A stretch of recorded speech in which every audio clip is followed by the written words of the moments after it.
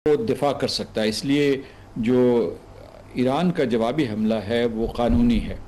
दूसरे ये है कि इसराइल और सलामती काउंसिल के दायरा कार में आता है, वो इसके बारे में जो है इक़दाम कर सकती है, कोई कदम उठा सकती है, कोई करारदाद पास कर सकती है।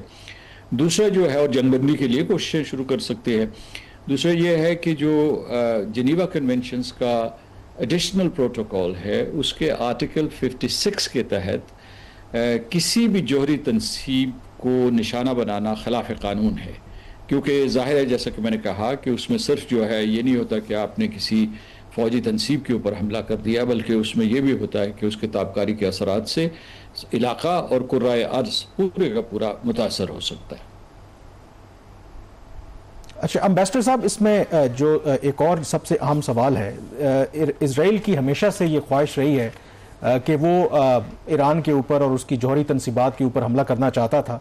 और हिस्टोरिकली देखें तो 5 जो अमरीकी सदूर हैं उन्होंने इस टेम्पटेशन को रेजिस्ट किया, रादर इजराइल को सपोर्ट करने के बावजूद मना किया कि आप इस तरह की जो लड़ाई है या बराह रास्त ईरान की जो न्यूक्लियर इंस्टॉलेशन है उनके ऊपर हमला ना करें। इवन जो मौजूदा अमरीकी सदर ट्रंप हैं, अपनी पहली टर्म में भी उन्होंने मुखालफत की। दोबारा जब उन्होंने हलफ लिया तो ईरान के साथ उन्होंने इवन मुज़ाकरात शुरू किए। इतवार को अगला रोज़ होना था, जो अब कैंसिल कर दिए गए हैं। और अब जो अमरीकी सदर ट्रंप हैं वो इंडिकेशन ये दे रहे हैं कि मुमकिन तौर पर इस जंग में वो शामिल भी हो सकते हैं। तो आपको क्या लगता है कि जो इजराइल की बहुत एक देरीना ख्वाहिश थी कि ठीक है अमेरिका सपोर्ट तो उन्हें करता है, लेकिन वो बराह रास्त उनके साथ शाना बशाना खड़े होकर के एक्टिवली सपोर्ट करे उन्हें और ईरान के खिलाफ बाकायदा तौर पर इस जंग में शामिल हो, इसके इम्कानात आपको नजर आते हैं? और एक और पॉइंट जो बिलावल भुट्टो जरदारी ने आज कहा है कि ये जो ईरान इजराइल की लड़ाई है ये तीसरी आलमी जंग की शक्ल इख्तियार कर सकती है, इसके क्या इम्कानात हैं? जी, मैं सबसे पहले तो आपको ये कहूँगा कि अमेरिका के मकासद ये हैं कि इसराइल ने हमला किया है, उसमें उसकी आशीर्वाद शामिल है, बाकायदा उनको इत्तलात भी थी। अमरीकी सदर को और उसके अलावा जो है उनके काबीना के अहम अरकान को और अहम इदारे जो है उनको इसकी पूरी इत्तला थी।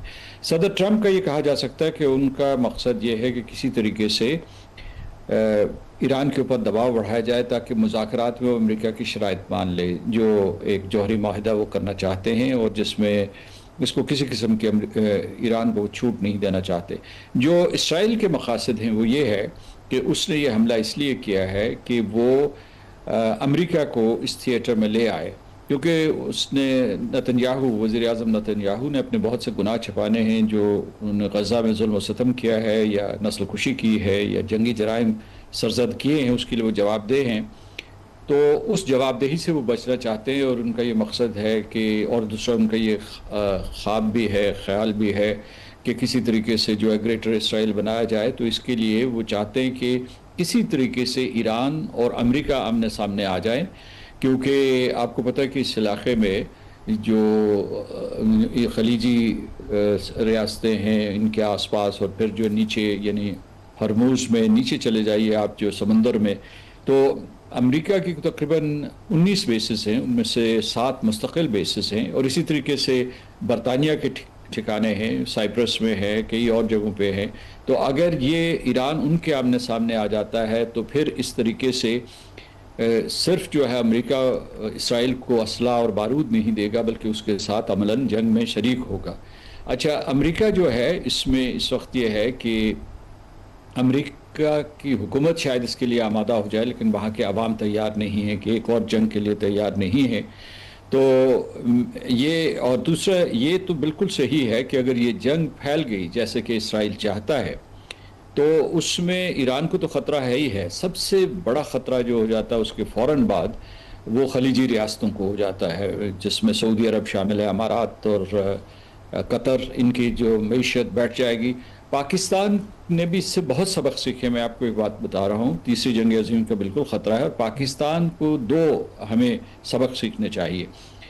एक तो ये है कि हम एक जौहरी ताकत हैं और वाहिद मुस्लिम रियासत है जो जौहरी रियासत है, तो हमें अपने असासे और हमारे डिलीवरी मैकेनिज़म्स और व्हीकल्स जो है उनको महफूज और मामून रखना है। हमारे यहाँ जो है इस किस्म की इस ईरान और जो इसराइल की जंग हुई है उसके बाद हम मज़ीद चाक़ो चौबंद हुए लेकिन उसके साथ हमने ये भी देखा कि मोसाद ने ये दावा किया कि ईरान में वो पहले से ही बहुत से अपने जो है एजेंट भेज चुके थे और बहुत से जो ड्रोन्स वो स्मगल कर चुके थे और मुख्तलिफ मकामात पे वो नस्ब कर चुके थे। और फिर जो है उन्होंने सिंक्रोनाइज़ किया जो इसराइल के हमले थे, और सिंक्रोनाइज़ करने के बाद उन्होंने यहाँ प्रिसिशन टारगेटिंग की। तो इस वजह से जो एक जौहरी रियासत बनना जो है वो एक बहुत फ़ख्र की बात है, और एक बहुत तवील जद्दोजहद के बाद ऐसा पाकिस्तान के लिए मुमकिन हुआ। लेकिन अब जो बदलते हुए हालात हैं उसमें जो है एम्बेसडर मसूद खान साहब, कता कलामी हो रही है, बहुत शुक्रिया।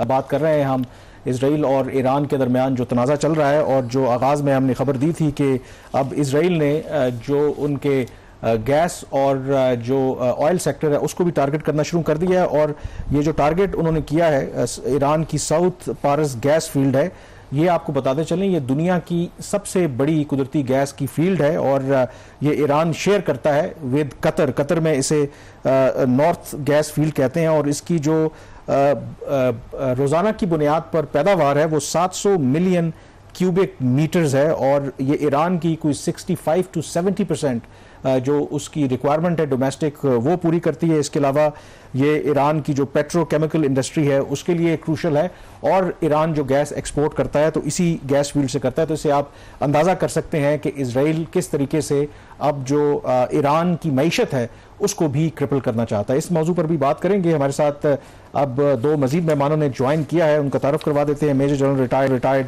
समरेज सालिक साहब माहिर हैं दिफाई अमूर के, और डॉक्टर कमर चीमा साहब भी मौजूद हैं इंटरनेशनल अमूर और दिफाई अमूर के माहिर हैं। आप दोनों का बहुत शुक्रिया। तो जनरल साहब, आपसे इस सेगमेंट का मैं आगाज़ करना चाहूँगा। इसी खबर से मैं आगाज़ कर लेता हूँ।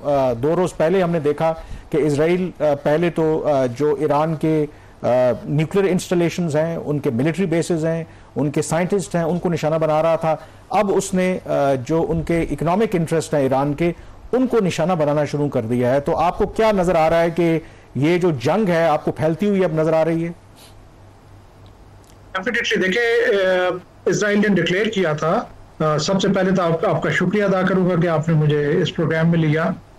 इजराइल ने डिक्लेयर किया था जब कि अगर ईरान ने रिटेलिएट किया, जो कि वो कल रात को कर चुका है, तो इजराइल उसके इकोनॉमिक इंटरेस्ट के ऊपर स्ट्राइक करेगा।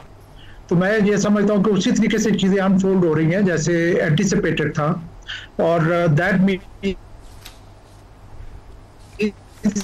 के जैसे आप कह रहे हैं कि ईरान, तो बाय डिफॉल्ट कतर के जो इकोनॉमिक इंटरेस्ट है वो भी इससे हर्ट हो रहे हैं और होंगे। तो कतर तो बाय डिफॉल्ट इस जंग में एंटर हो चुका है।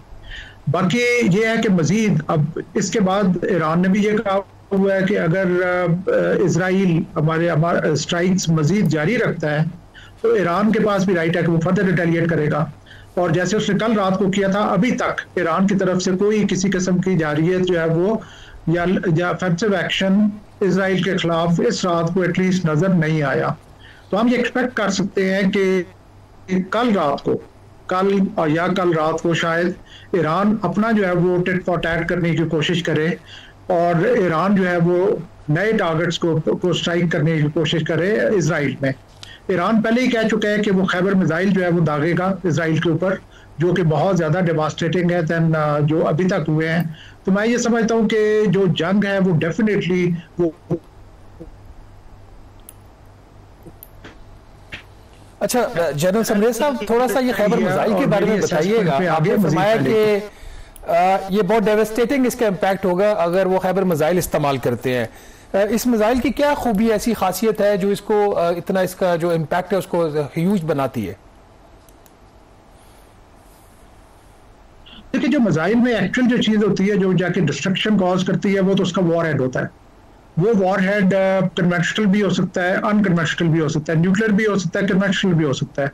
इस केस में अभी तक हमें यही पता है कि ईरान के पास न्यूक्लियर वॉर हेड्स नहीं है। तो सोशल मीडिया के ऊपर बातचीत चल रही है कि उनके पास मिनिमम 9 की मैंने फिगर देखी है और 15 की फिगर भी देखी है। लेकिन जो कन्वेंशनल वॉर हेड है वो भी इतना सफिशिएंट है इस मिसाइल का, जो कि जिसकी रेंज अराउंड मेरा ख्याल है 2000 किलोमीटर्स है, कि वो जो है वो काफी ज्यादा डिवास्टेशन करेगा बिकॉज ऑफ इट्स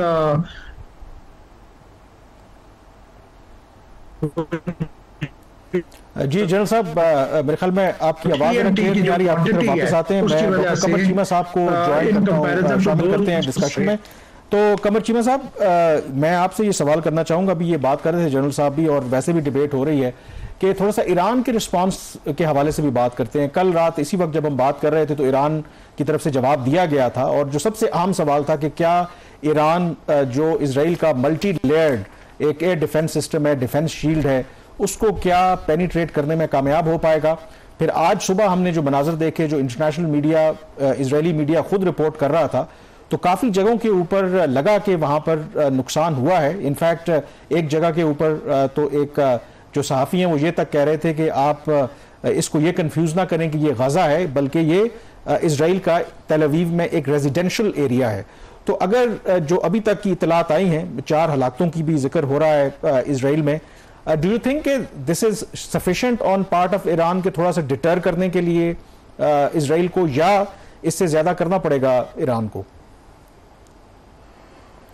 देखें, बिल्कुल कामरान साहब, पहली बात तो यह है, देखें कि ईरान के पास चॉइसेस क्या हैं। क्या वो अपनी एयर पार इस्तेमाल करेगा? फाइटर जेट्स तो उसके पास वो है नहीं है, ना F-35 है, ना F-15 है, ना F-16 है। ड्रोन्स की जो पोजीशन है वो भी कोई इस तरह की नहीं है कि वो कोई वहाँ पे लंबे चौड़े पहुँच पाए हैं या एटलीस्ट उन्होंने डैमेज किया। मिसाइल की बात इंपॉर्टेंट है, लेकिन जारी बात है इसराइल का एयर डिफेंस सिस्टम कमज़ोर है, मजबूत है। अब देखिए, पहली बात इसमें यह समझें कि इजराइल ने जब हमला किया तो कौन था टारगेट? उनके स्ट्रेटेजिक एसेट्स थे और मिलिट्री लीडरशिप थी, और वो दोनों को पहले ही कुछ मिनट्स में हिट करने में कामयाब हो गए। ऑन द कॉन्ट्रेरी, अगर आप देखें कि ईरान वो टारगेट हिट नहीं कर सका। बेशक ईरान ने ये कहा है कि वो डिफेंस एस्टैब्लिशमेंट या डिफेंस इक्विपमेंट पे हमले कर रहा है, लेकिन ऐसा नहीं हुआ, कुछ सिविलियन एरिया पे हमला हुआ है। सो मेरा ख्याल ये है कि ईरान को काफ़ी मेहनत करनी पड़ेगी और अपनी ये डेटरेंस इस हद तक तो उसने एस्टैब्लिश की है कि उसके जो मिसाइल हैं वो इजराइल तक पहुंच सकते हैं, या माजी में ड्रोन्स उन्होंने कहा पहुंच सकते हैं। लेकिन ये बात कि क्या वाकई वो इजराइल को डैमेज कर सकते हैं या इजरायली अवाम के अंदर ये खौफ व हरास फैला सकते हैं, और जिसकी बेस पे वो नेतन्याहू को प्रेशराइज कर सकें कि ये तुमने किस तरह की जंग शुरू कर दी है कि हम अब महफूज नहीं है ईरान के हाथों।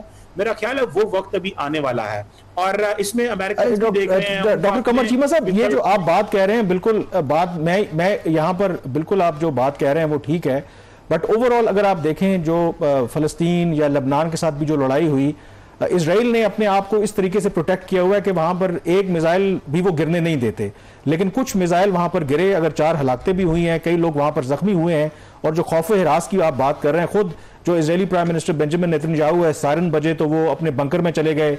लोग वहां पर सायरन बजते हैं तो अपने बंकरों में चले जाते हैं। डोंट यू थिंक कि अगर ईरान इसी तरीके से जितने मिसाइल भेजता है 10-20% वो कामयाब हो जाता है वहां पर उनको हिट करने में, और इजरायली जो इस चीज के आदी नहीं है, वो तो अपने डिफेंस शील्ड के ऊपर उनको बड़ा एतमाद है कि उनकी जो आर्म फोर्सेज हैं उनको प्रोटेक्ट कर लेंगी, लेकिन इस तरह करते करते थोड़ी थोड़ी कैजुअलिटीज बढ़ती रही तो कहीं ना कहीं फिर दबाव तो आ सकता है। देखिए, ये सवाल, ये बड़ा इंपॉर्टेंट सवाल है कि कब तक ये जंग चलती है, कब तक ईरान रिस्पॉन्ड करता रहता है, और क्या ईरान को वाकई ही अपना रिस्पांस रोकना चाहिए? क्योंकि कल रात के बाद या आज सुबह के बाद तो नहीं हमें पता कि ईरान ने रिस्पांस किया है।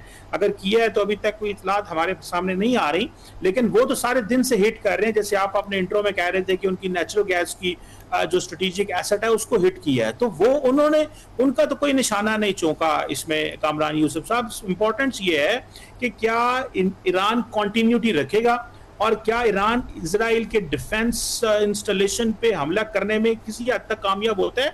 भले 10% हो, 10% हो, 20% हो, लेकिन एटलीस्ट अगर डिफेंस इंस्टॉलेशन पे हमले नहीं होते, फौज पे देखें हमला नहीं होता, फौजी उनके लोग जो हैं वो नहीं मारे जाते। डॉक्टर साहब, आप अपना जरा ओपिनियन को होल्ड रखें, ये बड़ा हाल आपने रेज किया है, इसका जवाब जनरल साहब से जरूर लेंगे हम कि क्या ईरान इस काबिल है या उसकी इतनी कैपेसिटी है कि वो एक्चुअली तौर पर जो